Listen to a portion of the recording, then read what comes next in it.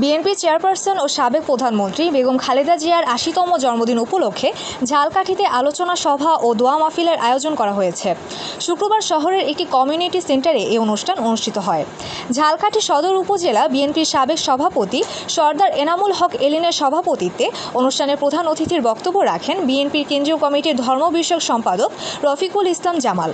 এ সময় আরও উপস্থিত ছিলেন বরিশাল বিভাগীয় সহ সাংগঠনিক সম্পাদক মাহবুবুল হক নান্নু এবং সাবেক সংসদ সদস্য ইশরাত সুলতানা ইলেন ভুট্টো।